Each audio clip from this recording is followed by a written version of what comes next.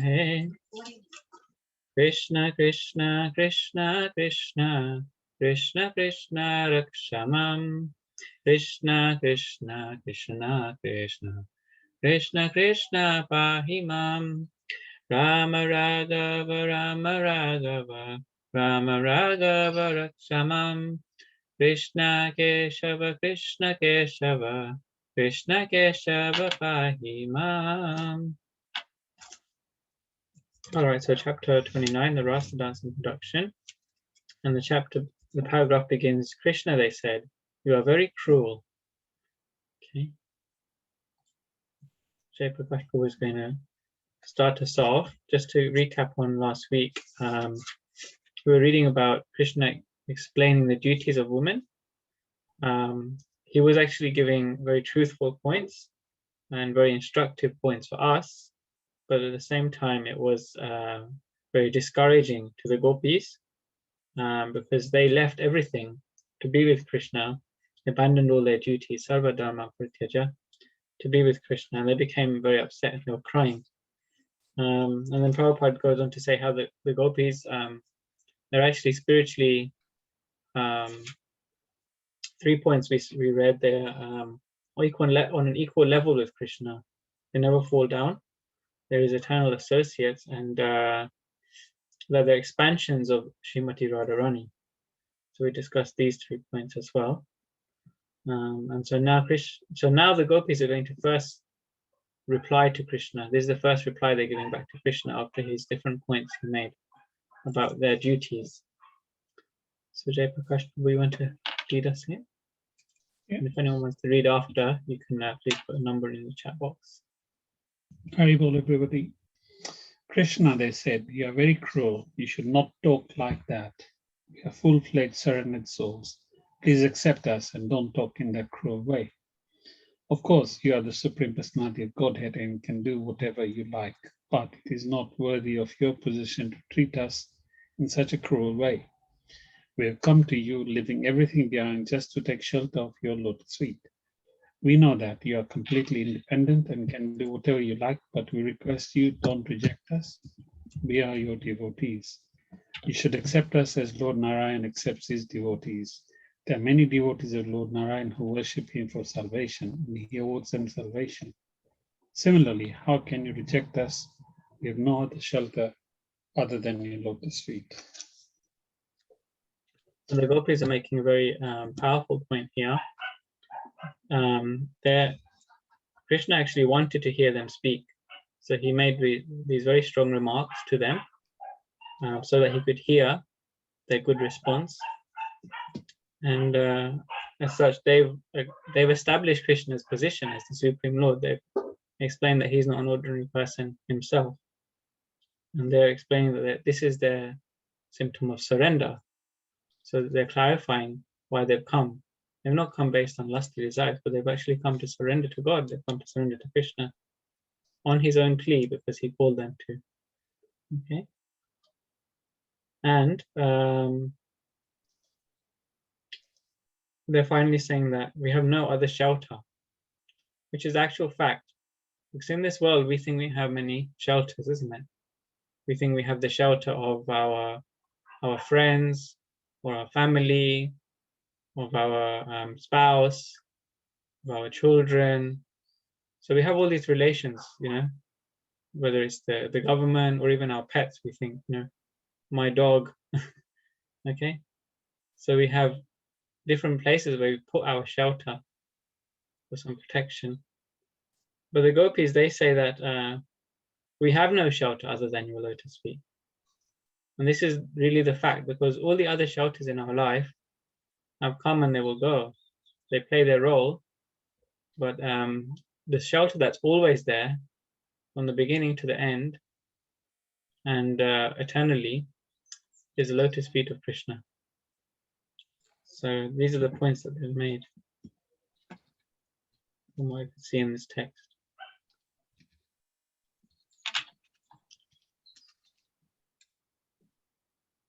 Anyone else like to comment or question?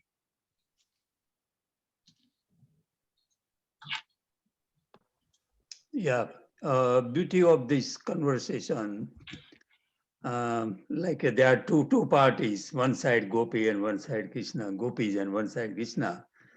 But then again, they both were right in their own way. Yeah. So they haven't come here for because different. a joke. They've come here for a spiritual conversation, religious Yeah, conversation. that's right. Yeah. The nature of their both, conversation. they both have a different bhava, their own bhava, but they both transcendental. Yeah. Very nice point, Prabhu. And up to now, gopis were very silent because they didn't want to give opportunity to Krishna to blame them. Well, in a way, Krishna, I don't think Krishna was blaming them, but Krishna was correcting them, I think. And gopis were waiting if Krishna realized, what he was doing. Mm. And then the paragraph we just read, they started speaking. Yeah, this is Sanatana Goswami. He explains the same point, Prabhu. He said Krishna made all these comments just so that he could hear the sweet voices of the gopis. So Yeah. Krishna, he made all these points just so that he could hear what the gopis have to say in response. And you could see that their response was equally as convincing as his. Mhm. So they're having this competitive quarrel, isn't it? Like who's holding the right position here? Were they right to be there because they're surrendered to him? Or is Krishna right that they should return and do their worldly duties? So actually both is correct. And so they've not come to the forest for what we call prajalpa, or just unnecessary chitta chatter. They're actually having really elevated spiritual discussion, having a very religious discussion in the middle of the forest in the middle of the night, isn't it? And I think Krishna wanted to see how they were responding. That's right, yeah.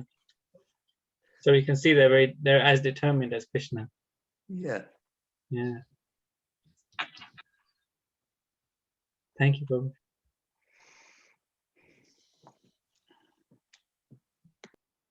Okay, then Jai Prakash Prabhu, could you read on, please?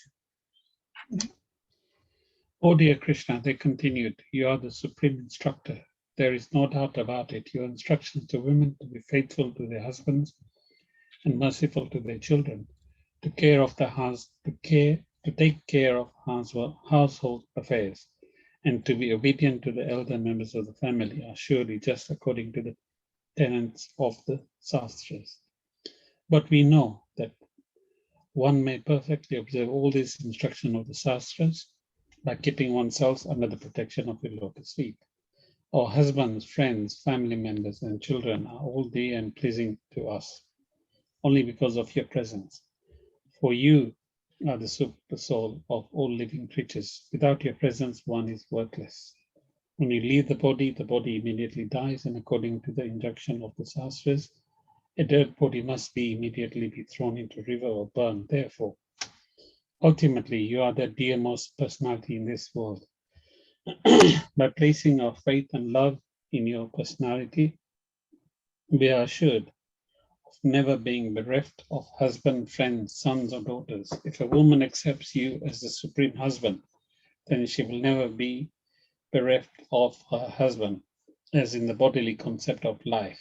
If we accept you as our ultimate husband, then there is no question of being separated, divorced, or widowed. You are the eternal husband, eternal son, eternal friend, eternal master, and one who enters into a relationship with you is eternally happy. Since you are the teacher of all religious principles, your lotus feet have to be worshipped first, according to the Shastras.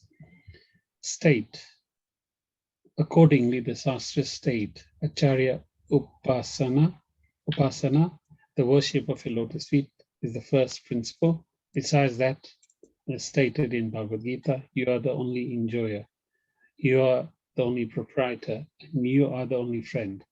As such, we have come to you, leaving aside all so-called friends, society, and love, and now you have become our enjoyer.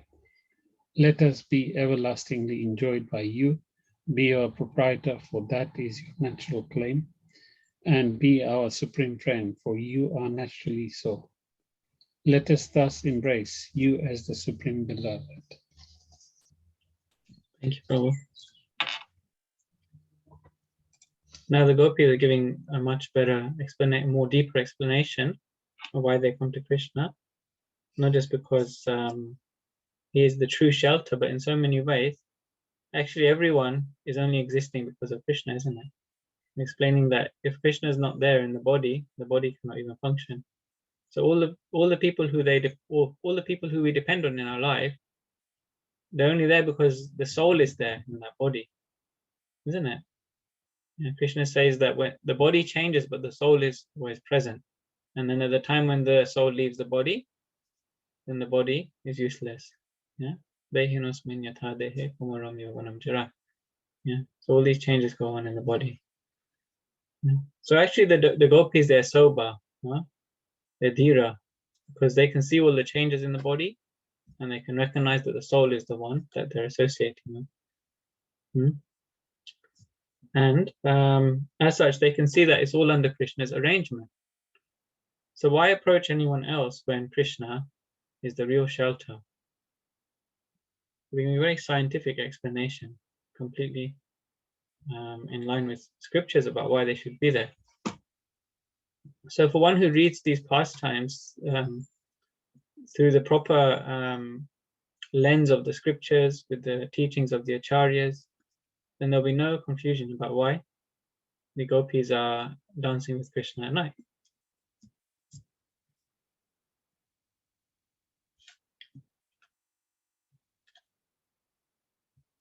Jai Prakash, if we continue on.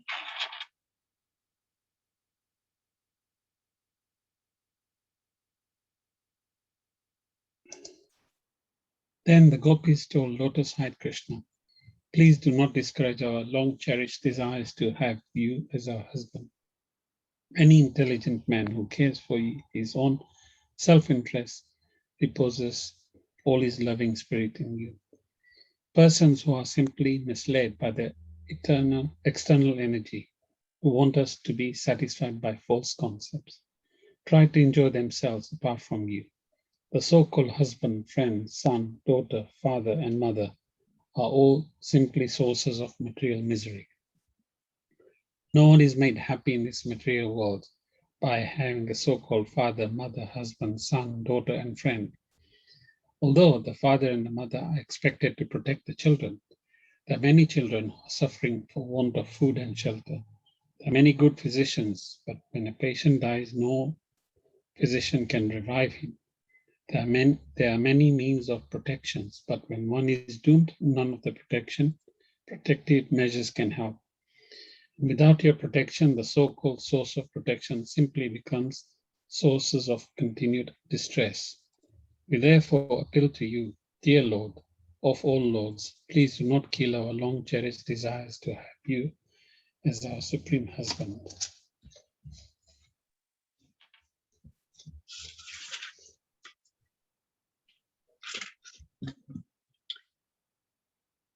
So now the gopis are speaking about their desire,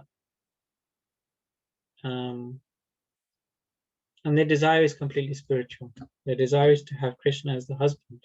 Okay, so when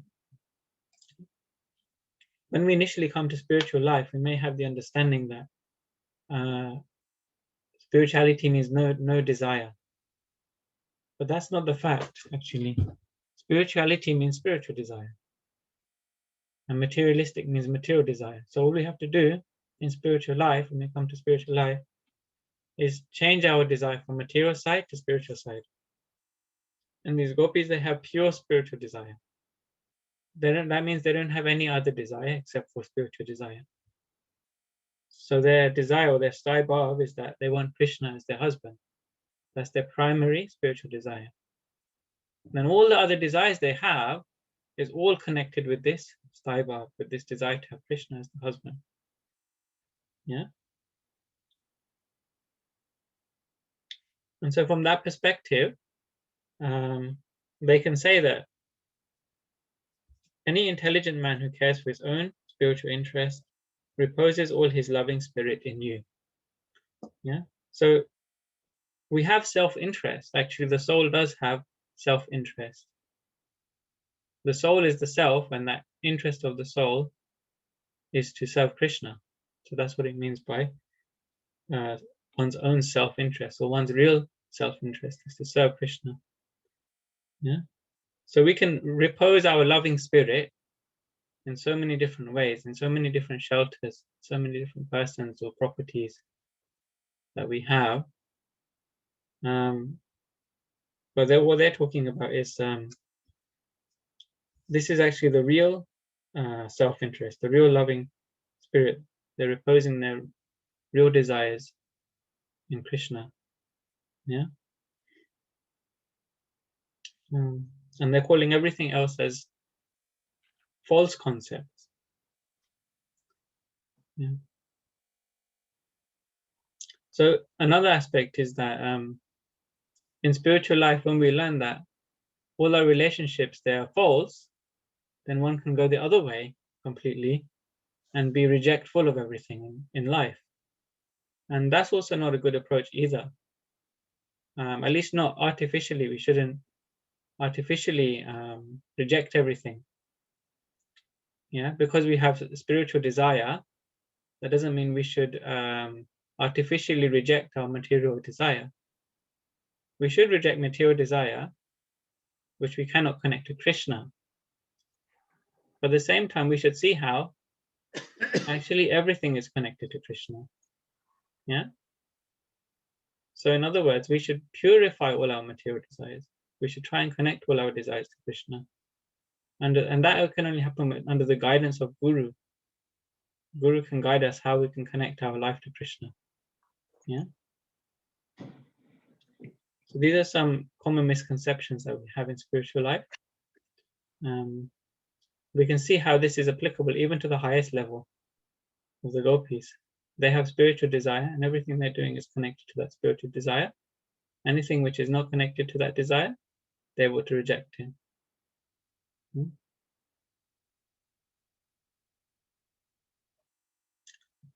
Then they're giving extra other points, and they're giving a few examples. So the example of the father and mother. Father and mother are supposed to protect the children. But the father and mother are not infallible. They can't always protect the children. Same way, the doctor is supposed to protect the patient. But again, the doctor is not infallible. The doctor cannot always protect the patient. Yeah.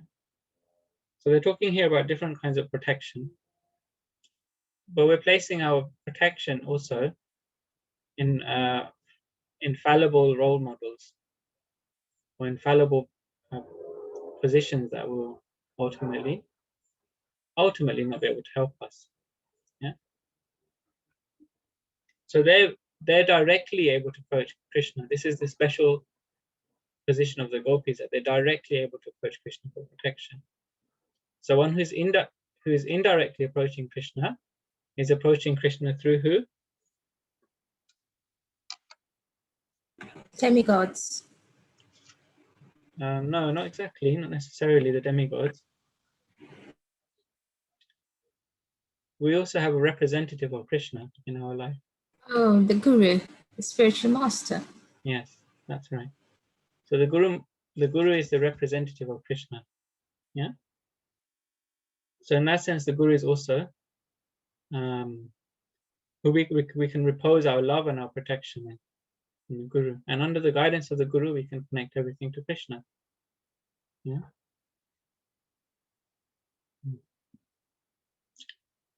So it's understood that the protection of the Guru is also infallible, because that's the same protection that Krishna will give.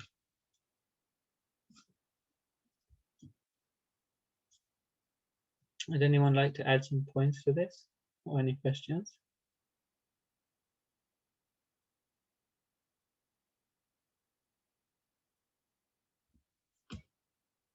All right, so let's continue. And who's the next reader? My mom is the next reader. Mom, are you reading or is it Dad? Dad reading. Yes, okay.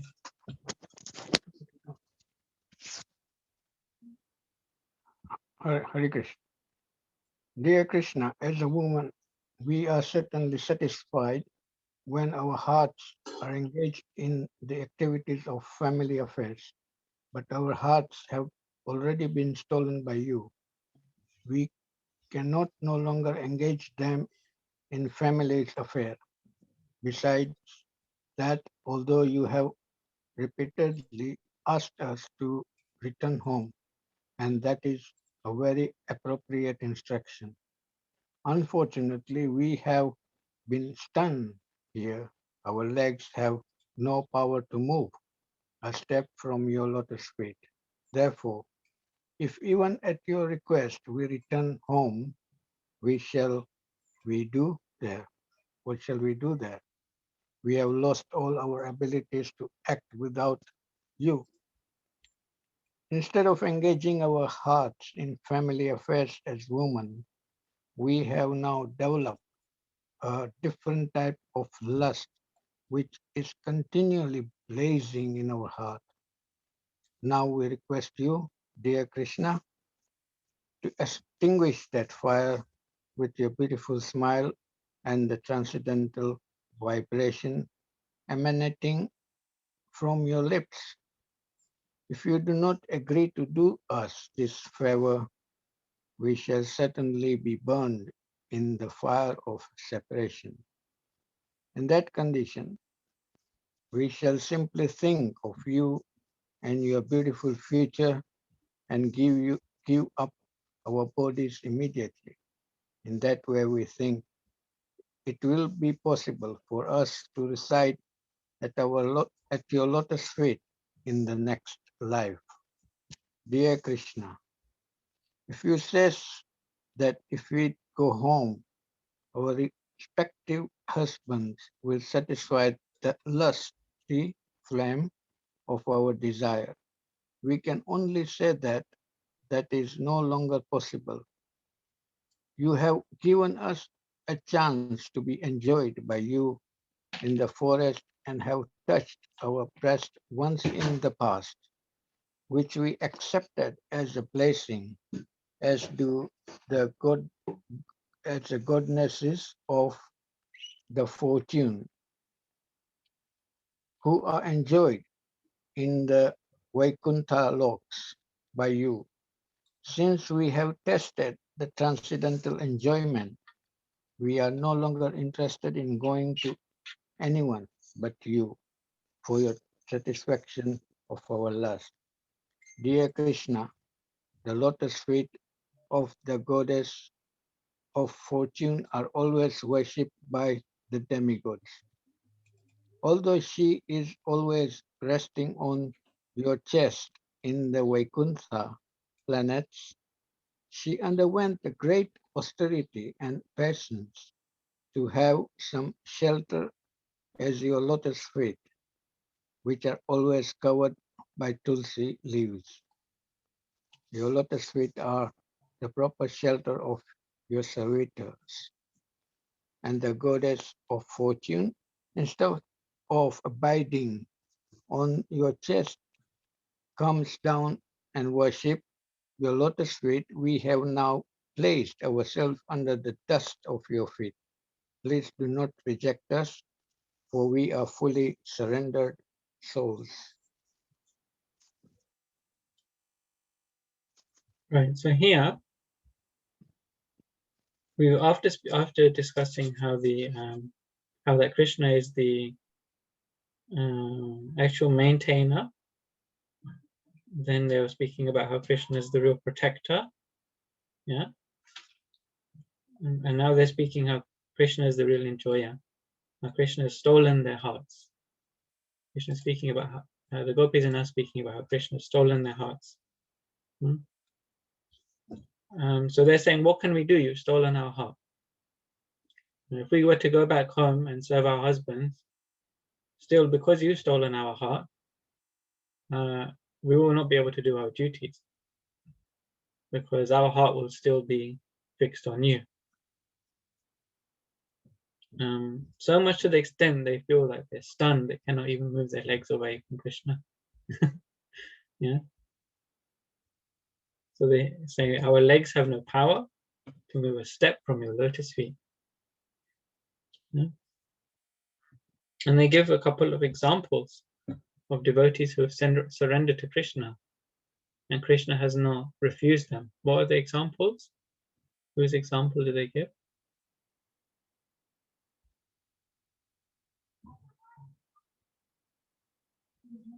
Towards the end of the paragraph, the gopis give 2 examples. The goddess of fortune. Yes. And there's another one as well. Tulasi. Tulasi Tulasi. Devi. Yeah, who said that? That's right, Tulasi Devi. So the goddess of fortune is known always to reside on the chest of the Lord, close to the Lord's heart. Yeah. So it said that whenever the Lord gives blessings, then the goddess of fortune always gives blessings as well, because the blessings come from the heart, isn't it? One gives a blessing from their heart. Yeah. So she resides there. And another great devotee is Tulsi Maharani. Where does she always reside?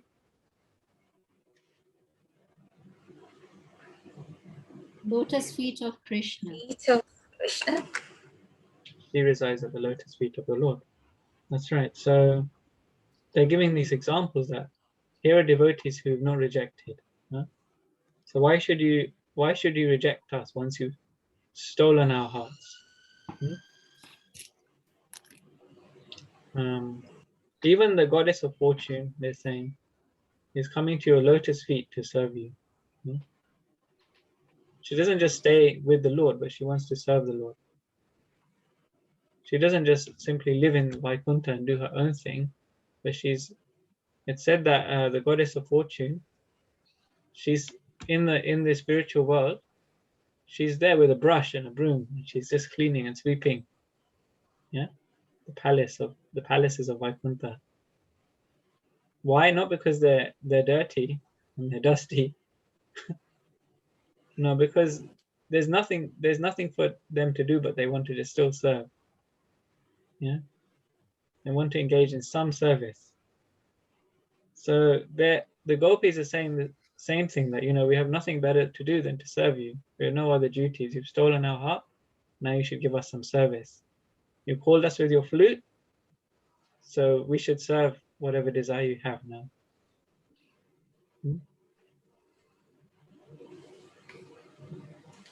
So out of lust, Krishna has called them.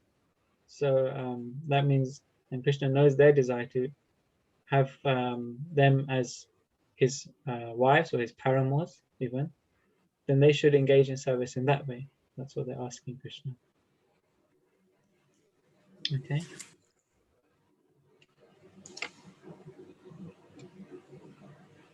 So if you continue reading that, read another one.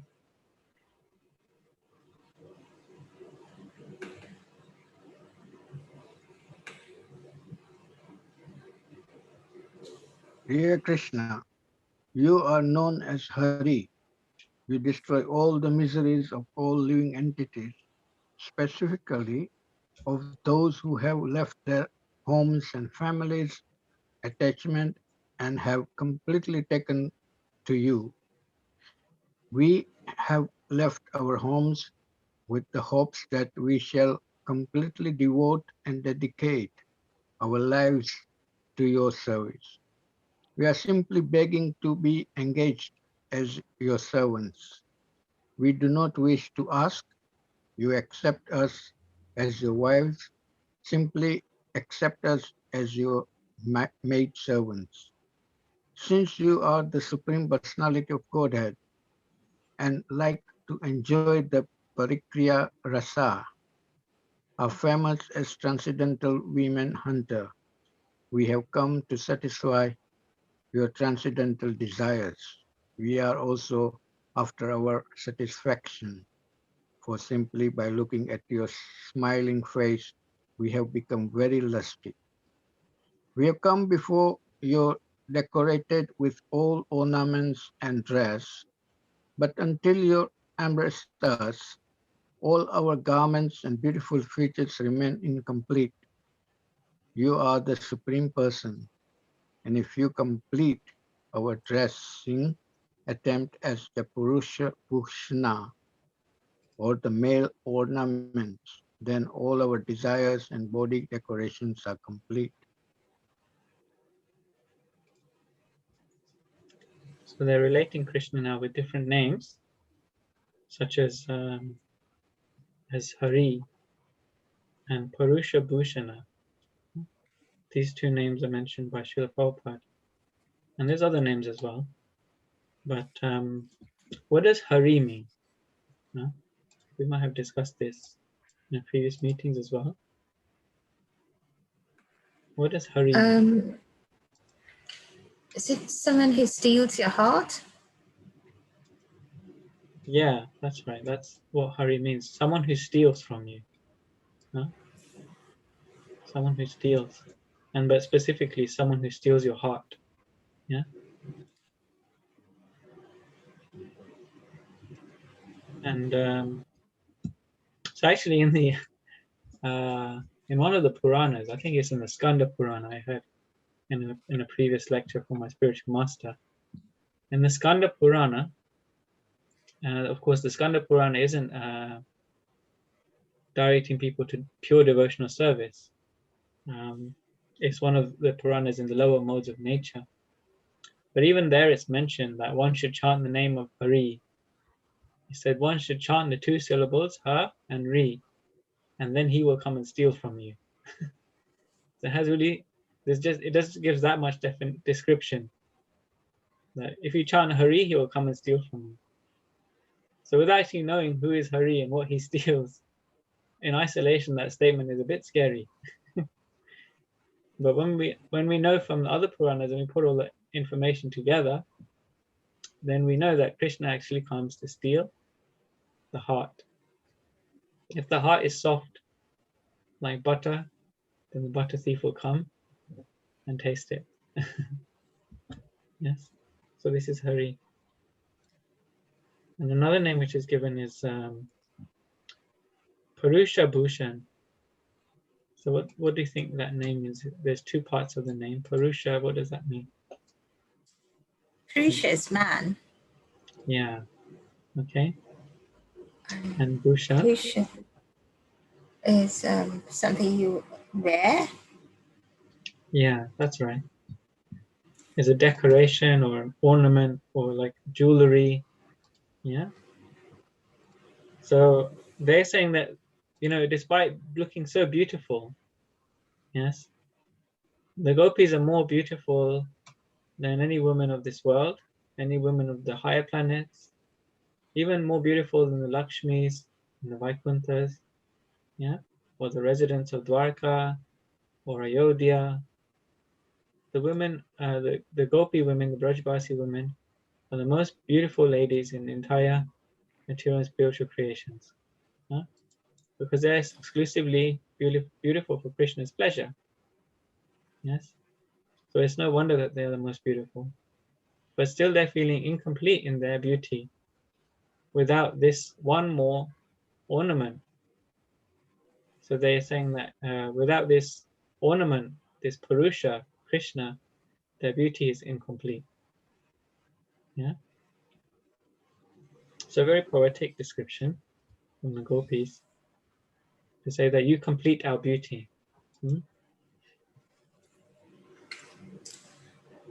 Prabhuji, I have a question here. Yes. So the Purusha, so is Krishna the only Purusha, and the rest and all of us are in the feminine form, because the souls don't have any gender, do they? So in that case, all the souls are in the feminine form, and that is the reason the gopis are saying that you are the enjoyer of the feminine form, because he's the Purusha and everybody else is not. Yeah, so Purusha means enjoyer, and Prakriti means enjoyed. Yeah. So Krishna, when you look at it from these definitions, then Krishna is the enjoyer, and everyone is enjoyed by Krishna. In other words, the only way we can enjoy is if Krishna is involved. Yeah, either directly or indirectly. It doesn't necessarily mean that Krishna is the only one with a male form and all others have a female form, because we know in the spiritual world there are also others with a male form. There are the Gopas, there's Krishna's Gopa friends, and also his father and those on his father's friendship level. Yeah, there's also the animals, there's male and female animals also. Yeah, so it doesn't necessarily mean that Krishna is the only male in the sense of a physical form, but male in the sense the Govinda Mari Purusham, that Krishna is the original enjoyer. Yeah.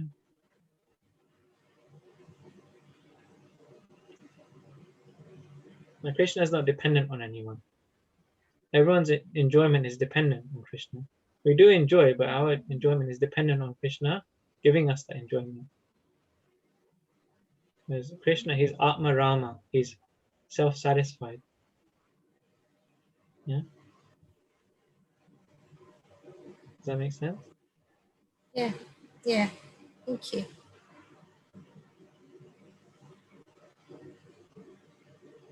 Okay.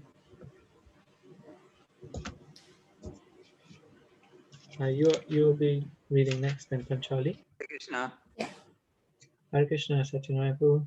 Yeah, my understanding is in living entity, we have a male and female form, but that's only external. Yeah.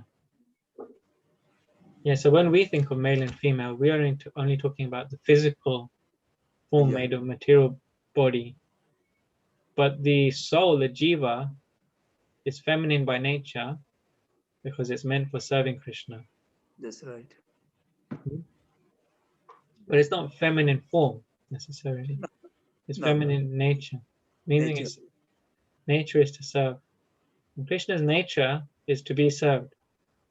And because both these two are spiritual natures, the nature of the soul and the nature of God, they don't change. Yeah. So the soul will always have a position of serving God, and God will have always a position of serving, being served rather. Yeah. So they don't change. Whereas in the material world, we can change from physically from male to female like that. Yeah, I think I understand now. So the soul has a feminine nature rather than a form. And so that's by default, they want to serve Krishna. Yeah, I understand. Yeah. And actually everyone in the material world, because they're trying to be God, they have a false male form, both the females and the males. Now that's something else to try and get your head around. Because everyone in the material world is trying to be Purusha, yeah, which means everyone's trying to be the enjoyer in this world. So the man, or let's say the male form in this world, is trying to be enjoyer by having a male form, predominating form, over females, yeah. But even a female form in this material world is trying to be predominating, yeah. So the male tries to enjoy the female form, and even the female tries to enjoy her own form in the material world. Hence, there's so much of a cosmetic industry and so on, yeah, because of the Purusha Bhav, even in the female form.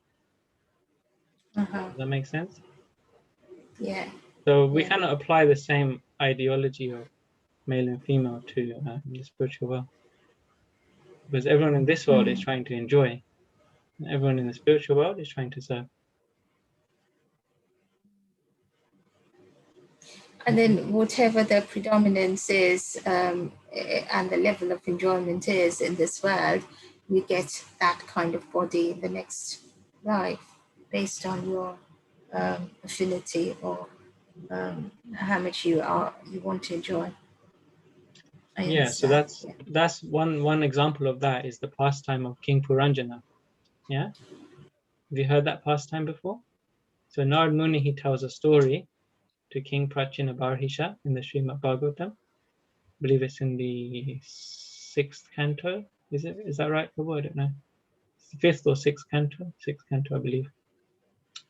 It's a long analogy. It's a big story about this king who falls for this woman, and then because he's so entangled with her, then he becomes a woman in his next life, and then in his next life as a woman, she even becomes attached to another man, and that person happens to be a great devotee, and therefore she becomes liberated eventually.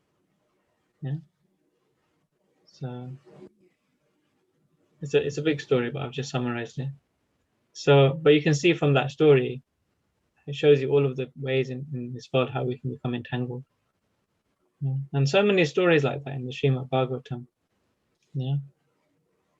There's also the story in which Rishabdev, he instructs his children. Yeah. Or is it Rishabdev? Yeah. He instructs his children about the forest of material enjoyment. Yeah.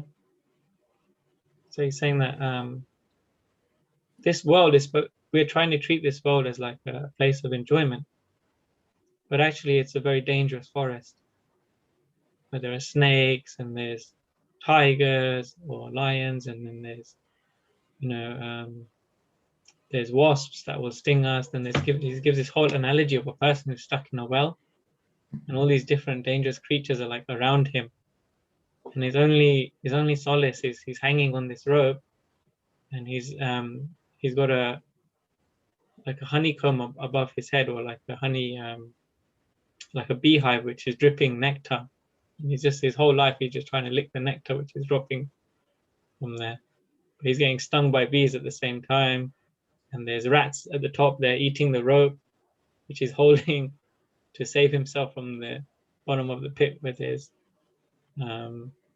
cobras at the bottom, who are ready to eat him, and he doesn't want to climb up because there's a tiger or something at the top of the well. So it gives a reality check of what it means to be a fake Purusha, a false enjoyer in this material world. So there's so many instructions in the Srimad Bhagavatam about that. Thank you.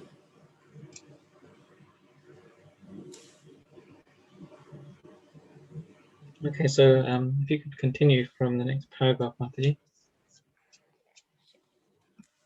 Hare Krishna.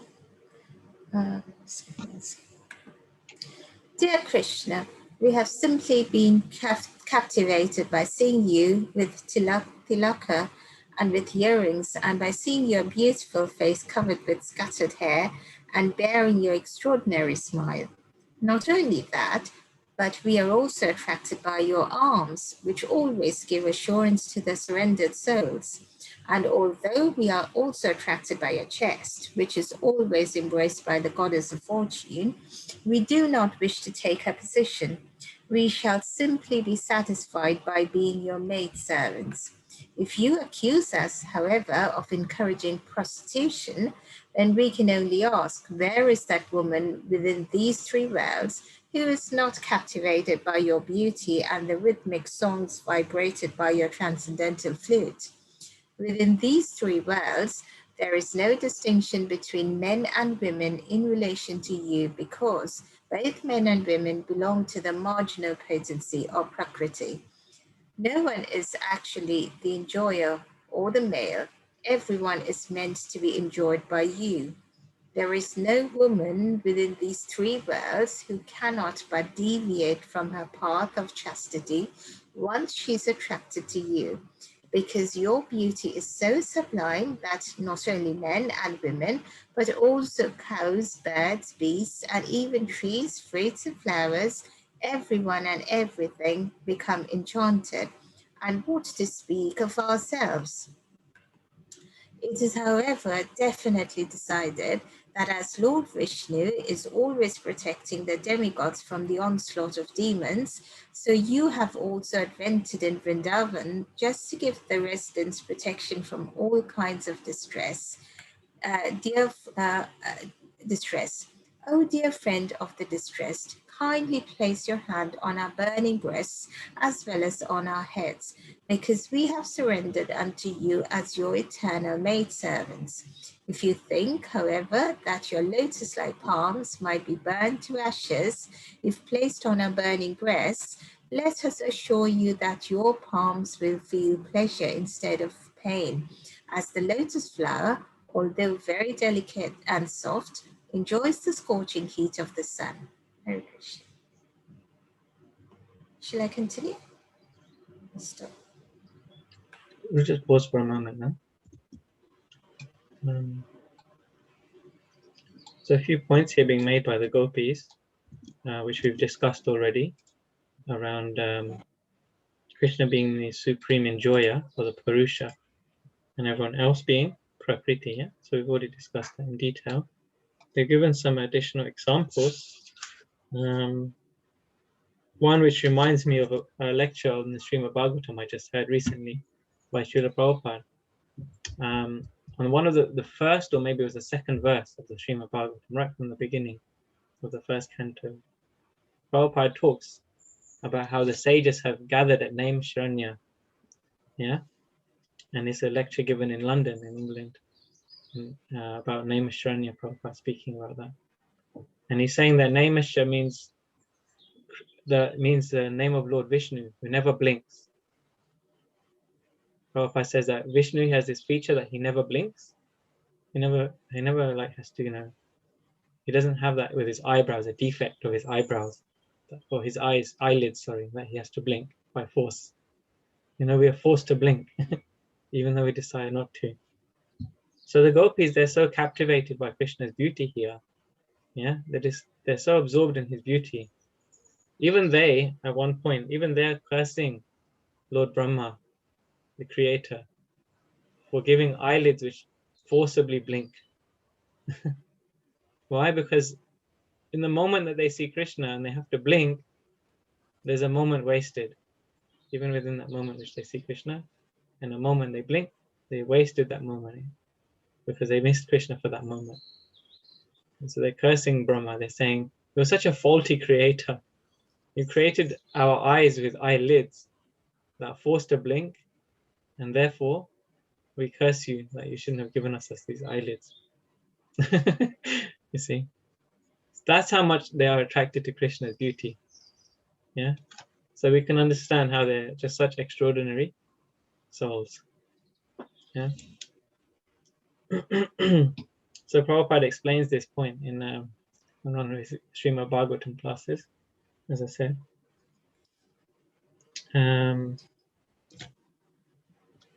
That just came to my mind as we were reading this about the beauty of Krishna. And here they're talking about how Krishna is the protector. Yeah. So we talked about Krishna as their master, Krishna as the enjoyer, the proprietor, now the protector. Yeah. And they're saying that Krishna, you will not feel any pain from us. Yeah. Will not feel any pain by touching us. They give a nice example, because even a lotus flower enjoys the scorching heat of the sun. So they're saying their bodies are burning because of their lust. Yeah, lust is often compared to a burning sensation in the heart. Yeah, and so their breasts are close to their heart position. Yeah, in terms of the body anatomy, and so they're saying that you won't feel this burning because you are like a blue lotus. Yeah, which opens by the heat of the sun. So Krishna can manifest his true enjoyment. It's the maximum limit of enjoyment by being with the gopis. That's what they're saying to him. Krishna, if you're really the enjoyer, prove it. Then enjoy with us. Because there's no one more beautiful than us. Yeah, there's no one who loves you, who is as lusty for you as we are. Yeah, and if you're really the supreme enjoyer, then you should enjoy with us. This is like the ultimatum. They're making this statement. Yeah. So Krishna, he doesn't have to enjoy in the ways that we perceive. He can enjoy in any way and every way. And in fact, he does by the incitement of the gopis. So he's enjoying this conversation with the gopis. Yeah. So actually the gopis defeat him. They defeat him in every way. So he's trying to convince them, no, go back. But they're defeating his arguments. And their beauty also defeats him. Yeah. He's enraptured by their beauty. So Krishna has the name Madan Mohan. Yeah.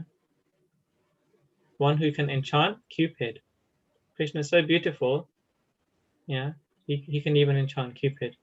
But as we know, there is a name of Srimati Radharani, which is? Madan Mohan Mohini. Okay, and what does that mean? It's the one who can enchant the enchanter of beauty. Yes, one who can enchant the enchanter of Cupid. So you see how Yeah. the gopis, led by Srimati Radharani, can even enchant Krishna. So this is the point here. Okay. So if anyone else would like to add anything, or if there's any questions, please do ask. Otherwise, we'll continue now. Yeah, Haribo. Hare Krishna. Yeah, earlier on, not from last reading before, Yes, we said different type of, we have developed different type of lust. So sometimes people can think, what's a different type of lust? Lust is lust. But they're talking about lust with the husband, husband has. But now this lust has, what they have with Krishna is covered by the lust with her husband. So that's, to have lust with her husband is impossible. Yes, that's right. That's an interesting point you raised, Prabhu. So one can say that metal is metal, What's the difference between one metal and another? But actually, they're different kind of metals, isn't it? Yeah. Prabhupada used to use this term, interesting term, unalloyed, pure unalloyed devotional service. Has anyone heard that term before? Prabhupada uses this term, pure unalloyed devotional service. It's quite an interesting term Prabhupada has coined, actually, when you think about it. Yeah. Prabhupada had this realization when he first landed in America. He got off at what harbor? Does anyone know? Where did Prabhupada arrive in America? Boston Harbor. Boston Harbor. Yeah. So Boston is a place where there are factories and these materials are shipped out to the world. And at one place in Boston Harbor, Prabhupada saw a sign. I don't remember the full details, but you can read about it in the memories. Devotees give memories that Prabhupada would sometimes come back to this harbor. Sometimes Prabhupada would think, how is this mission going to happen? How am I going to spread Krishna consciousness around the world? And he'll come back to the harbor and just see the boats, thinking, maybe one of these boats will just take me back to Vrindavan, And he also saw this sign repeatedly. There was one sign which said on one of the warehouses there, unalloyed metal or unalloyed material. And Prabhupada took that and he used it in his writings. Pure unalloyed devotional service. Because there are different types of metals, Prabhupada had explained devotional service to be an alloyed metal means a mixed metal. It means a metal which is, got different kinds of metal, merged together. There's something which is a metal which is unalloyed, is a pure metal. So Prabhupada compared all the emotions in the heart, they're all like alloyed, they're all mixed with material desires, lust, anger, greed, pride, illusion, envy. These are all material desires. But when they're purified, then even all these material desires, they exist in their pure spiritual form. They're unalloyed. if they engaged in the loving service of Krishna. Yeah. So again, lust, pride, greed, and anger, envy, illusion. So any of these things that they can actually be engaged in the service of Krishna. All these different emotions can be engaged in the service of Krishna in a pure way. So lust, if there is such thing as spiritual lust, then only can there be such a thing as material lust, because it's simply a reflection. Yeah. So Prabhupada says that the lust of the gopis is like pure gold. Yeah. Whereas the material lust is just like useless iron. Yeah. Is it okay, Prabhu? Time to time we find the word original, in some of the products we find the word, they tells you they say original, and that's also unalloyed. Yeah. That's a nice point. Yeah, even products they use can be unalloyed or original or genuine. Sometimes we see this is genuine. Yeah. You know? So these are different ways which we can express the sentiment of the gopis. It was actually a genuine spiritual sentiment. They had the original lust. Yeah? This is also known as Adi Ras, the original love. Yeah?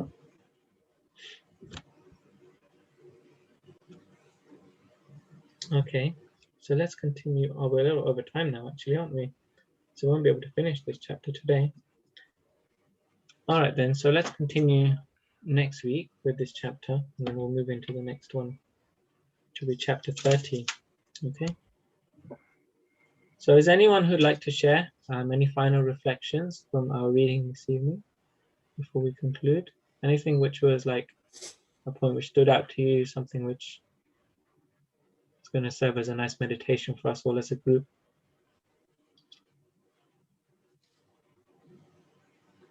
Be nice to hear some of you sharing.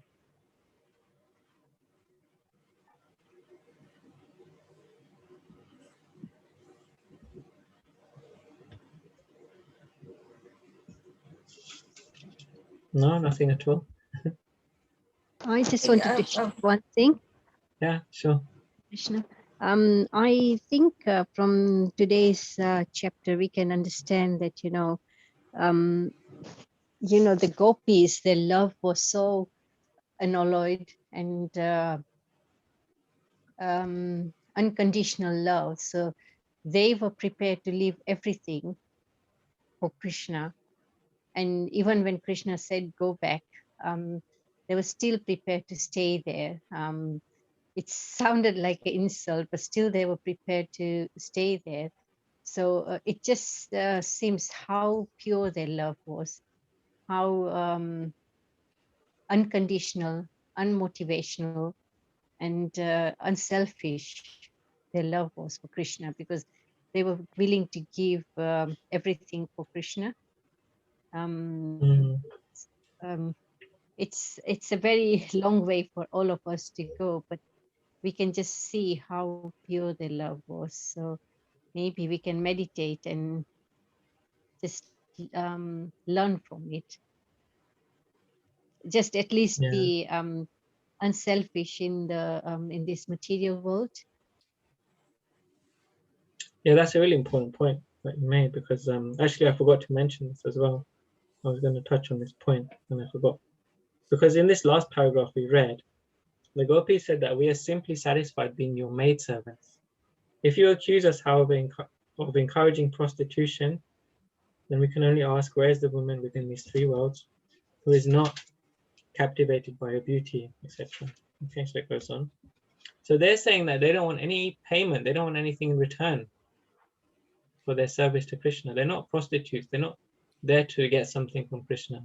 They don't want anything. Yeah, they're saying we just want to be your maidservants. We just want to be doing whatever you tell us to do. Yeah, we don't want anything in return. So that was the purity of their love. They didn't actually want anything. They were completely selfless. So yeah, that was how also discussed in this paragraph. So nice reflection. Yes, unalloyed love means eternal, and eternal means it never decreasing, it's always increasing, because it's not temporary, everlasting. Yeah, that's right. So they're simply reconnecting with Krishna, they're reconnecting their relationship with Krishna, and that relationship with Krishna will go on. See, the Yeah. relationship that they've left behind with their husbands or with their other relatives, that will come to an end, but the relationship which they've started with Krishna will never end. No problem. Okay. And also the fact that, the lust that they mention, that is completely different in meaning to the lust one thinks of in the material world. So lust, so we can't equate the lust that they are referring to the lust in the material world. That's right. Yeah. Because that's the pure love. Yeah, I thought of an example for that actually. Like, sometimes we have to tell a lie. Sometimes, generally said, like lying is not good, isn't it? Yeah. Now, suppose we want to for someone we love, we want to have a surprise party. We want to have a surprise birthday. Then we have White to lies. we have to tell a lie, isn't it? That we have to be busy with the planning and the preparations, and we have to take the person to the place, and then surprise, and they're genuinely like, wow, you did all this for me, right?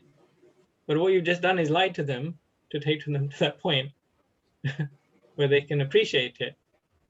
If you told them, yeah, I'm busy with this, I'm busy with that, I have to prepare your birthday, they'll be just like, forget about it, just deal with what's going on now. They won't appreciate it as much. But when they realize all this time in the background, you're working hard, selflessly, without any reciprocation for all that's going on in the background, until the point where it's like, the lie has been revealed. Surprise. Then the appreciation is there so much more, right? So in the same way, this lust has a very different meaning. The gopis' lust isn't like the material lust. Their lust is pure goodness. Yeah, they have most highest intention in their lusting for Krishna. Yeah. I don't know, does that make sense? That example. Yeah, okay. Okay, so unless there's anyone else, we could finish off here. Bless you. Thank you, Prabhuji. It's the hay fever. Yeah, that season, isn't it now? Okay, so